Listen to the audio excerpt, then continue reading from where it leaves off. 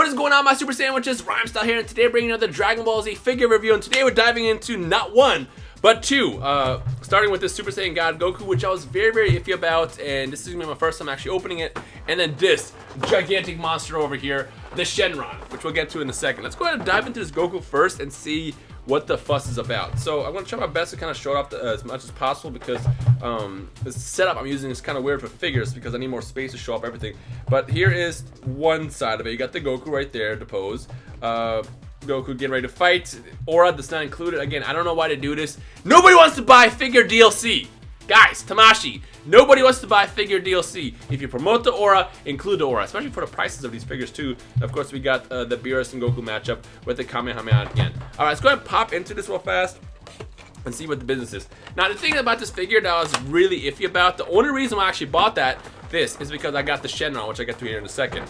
I did not want to get this. This Goku is my favorite form when it comes down to Super Saiyan God, but I feel like they didn't quite deliver on him like they should have, if that makes sense. And I'll get to here in a second. As far as accessories, let me just kind of go over the basics. You got the open palm, you got the Kamehameha, and you got the fighting pose, and of course you got the regular palm open key attack. Faces, let's actually pop the faces out so you get a better view. Just knock everything out of the clamshell so it's easier to see. The first one, of course, you got, whoops, where's my face? Oh, it's over here. You got this one, which is kind of like the neutral face. The one that's like, you know what? Yep. We're about to get into some business. Then you got this one, which is, of course, the Kamehameha one, which actually I like that one a lot. And then, of course, you got the intense one, which is this one over here, when he's punching or something. Now, there's one thing that I did not like about this figure right off the bat, and it's the fact that they did not make it skinny. In fact, I'm pretty sure, I mean, it does appear a little bit of skinny, but I'm pretty sure it's the exact same mold that they use for Goku figures now. If you guys remember a while back, about 2 years ago when Tamashii was doing all the Dragon Ball figures, they kept reusing the same Goku body mold on everything. On Piccolo, on Gohan, on Goku, and Goku, the many Gokus that they released, they kept reusing the same freaking mold over and over again. And I remember when they initially revealed this, let's get this plastic out of the way because it's kind of bugging me.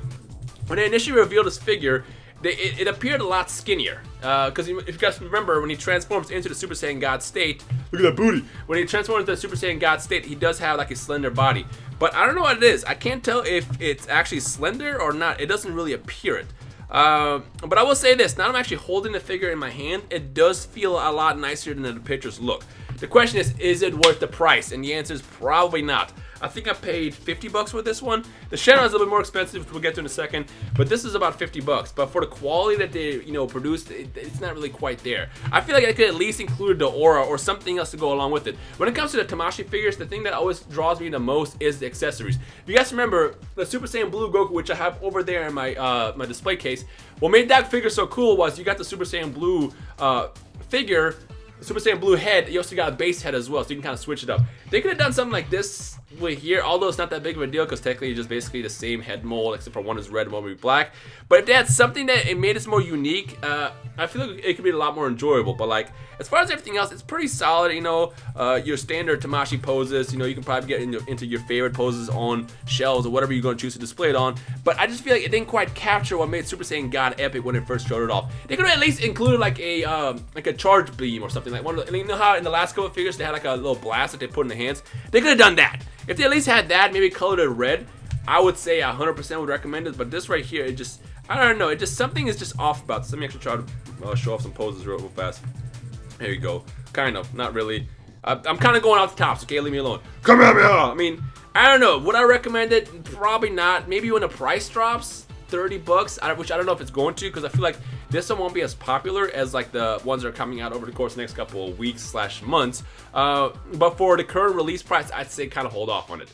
But then again, if you're worried that it might sell out and then you won't end up getting it later, feel free to get it. But it's a cool figure, it didn't quite capture it. Now, however, if this is your first Super Saiyan figure from Tamashii, or Goku figure, I should say, from Tamashii, then I would recommend it because if this is your first time, you're probably gonna think this is the most amazing figure of all time. It just, if you've been collecting these Tamashii figures for like the last couple years, you know the deal. It's always the same stuff, the same freaking accessories as far as hands, the same poses, the same mold, and that kind of turns me off as a fan of the series over time. But yeah, now, why did I buy this? I'll tell you why in a second. Let's put this guy to the side real fast. Goku, you just chill over there. I actually bought it because of this. So I was on the fence about this for a long. So let me see if I can get a better view of everything here with the camera and everything. I was on the fence about this for the longest, and the reason why is number one, when it was released or announced, it was being sold for like $100. Look at that back and everything. It's got a little stand and everything with the Dragon Balls in the bottom. It's pretty cool. It was announced at $100, and I thought, well, $100 for a figure is a lot. I mean, I know it's Shenron, it's kind of a big deal. It's like bigger than usual. Look how big the box is compared to we have this box over here to this one. It's colossal. It's just the same, about the same thin. Well, not about the same one, but it's pretty thin on the side, but as far as from here, it's pretty massive. Now, the reason why I'm not buying is because I popped into Amazon the other day, and I'm like, oh, the price already kind of dropped. So I think Amazon was selling this for like $70. And as I was getting ready to buy it, I saw the Goku pop out, and I figured, well, if I'm about to spend $70 on a figure, I might as well spend, you know, a couple extra bucks and get that one as well, even though it's not really a couple extra bucks. But you get the point. All right, so when you open this is what you get inside the clamshell. Let me kind of go over with the camera real fast. You gotta assemble it, obviously, which we're gonna try our best to assemble it here, which shouldn't be that big of a problem. But let's see what we got. Now, the other thing that kind of turned me off from this figure, it's massive. You need to have a space for it. Lucky for me, let me see if I can open this and stop making noise. Lucky for me, I have a good setup right now where I can actually put this figure up, and it won't be that big of a deal to you know, find a place for it. But had I not done that before, I would not know where to put this. How does this connect? This is actually pretty complicated, I think. Watch me screw this up on camera. Don't do that. Okay, so I think that goes into that slot. We're doing Legos over here. This goes into this slot. I like how the figure was so massive that they had to figure out a way to piece it together. So you can do, so you can, yeah, so you can piece it together. How am I, like, what is this? There we go. All right, I think that's kind of right, maybe. Yeah, we'll do it like this. Wow, actually, this looks pretty freaking cool. All right, this I'm happy about. Let's kind of get the camera a little bit closer. You know what, let me get this off the tripod real fast. It might be a little bit wonky, but this is the best I can do since this figure is pretty big, like I said. Look at that. Look at that. That is awesome. And yes, I record on top. I have my freaking webcam on top of my box there, but look at this beauty. The mouth opens up. Just a little bit barely. There you go. And of course, you got the Dragon Balls over here as well, which connect.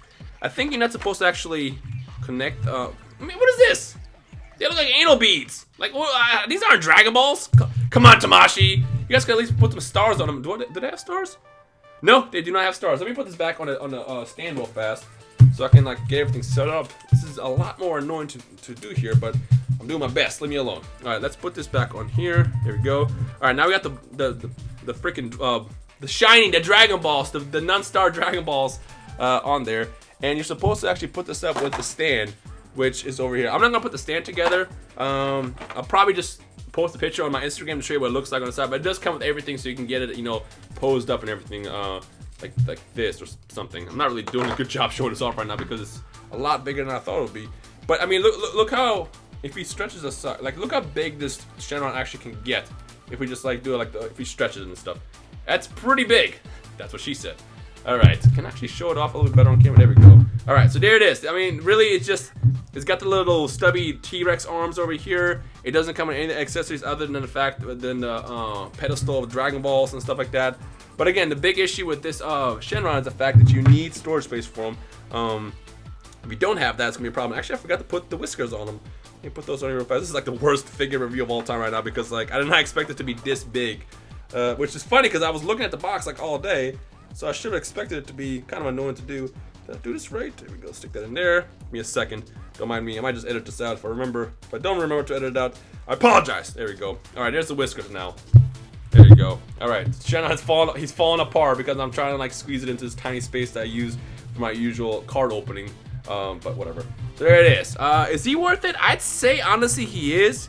He's definitely one of the more unique Tamashii figures that we've seen in a very, very long time. Definitely more unique than the Goku. But the thing is two flaws. The fact that he's very, very expensive. He's about $70 right now. He was released at 100, so it's a little bit less than launch was. And two is the fact that once you build it and you find that spot for him, he's staying there forever because you're probably not going to have much luxury of moving him around. But I mean, for what it is and for what they put out and the quality of it, I gotta say it's definitely, I'd say it's worth it. They did a pretty good job on this.